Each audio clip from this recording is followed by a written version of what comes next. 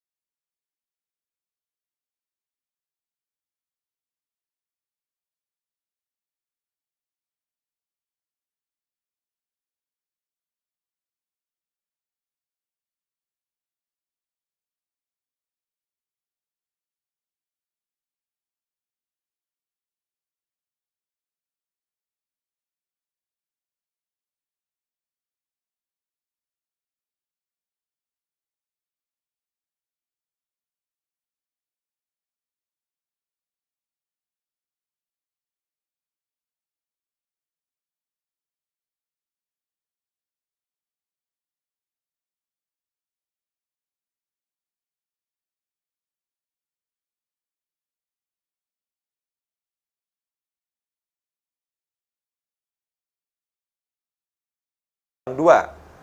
Kemudian, secara teknis, nilai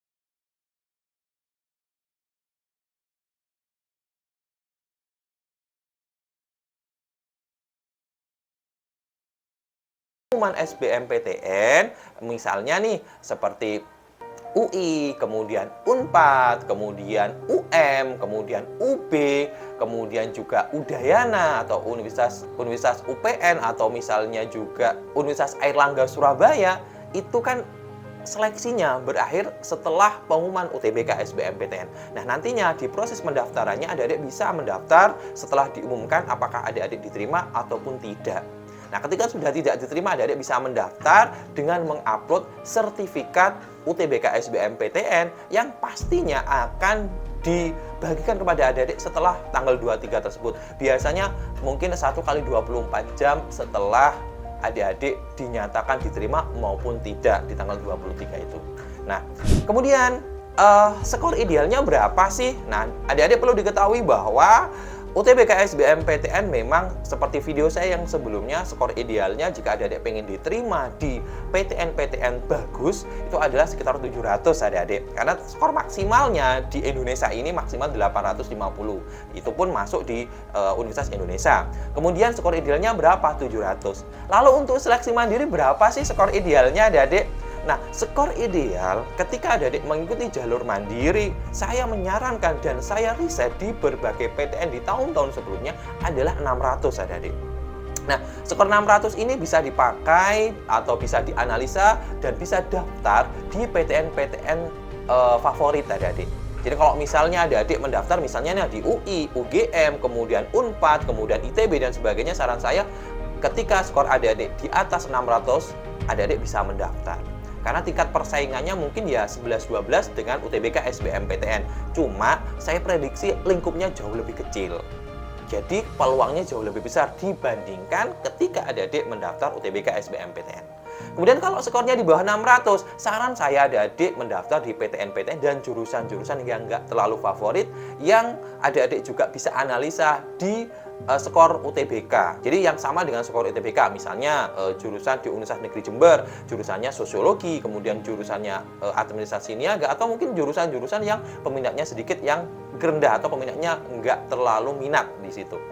Jadi paham ya adik-adik? Jadi tolok ukurnya intinya adalah adik-adik di skor idealnya silahkan juga menjadi patokan adalah pendaftaran UTBK SBMPTN. Adik-adik bisa cari di berbagai platform, kemudian mungkin di video kali ini, jadi atau di video saya sebelum-sebelumnya di channel ini adik-adik bisa lihat di situ ada prediksi skor UTBK di berbagai PTN yang ada di Indonesia. Adik-adik bisa cocokkan aja adik-adik. Nah, itu yang perlu saya sampaikan di video kali ini dan kesimpulannya adik-adik, untuk seleksi mandiri adik-adik jangan terlalu pede, juga jangan terlalu pesimis karena di seleksi mandiri itu intinya jauh lebih dimudahkan karena memang persaingannya nggak terlalu ketat dibandingkan dengan UTBK SBMPTN. Jadi silahkan mendaftar sesuai dengan kemampuan dan keinginan adik-adik di PTN yang disebutkan, yang tentunya juga jangan lupa adik-adik harus bisa memilih dan melihat apakah ada uang sumbangannya ataupun tidak ya adik-adik. Jadi kalau misalnya mungkin keuangannya belum maksimal atau mungkin menengah ke bawah, saran saya ngambil PTN-PTN yang sumbangannya sedikit atau yang tanpa sumbangan adik-adik, agar adik-adik ketika menjalani kuliah nanti bisa tertata dengan baik. Itu yang perlu saya sampaikan di video kalinya, kurang lebihnya. Wassalamualaikum warahmatullahi wabarakatuh dan salam jumpa.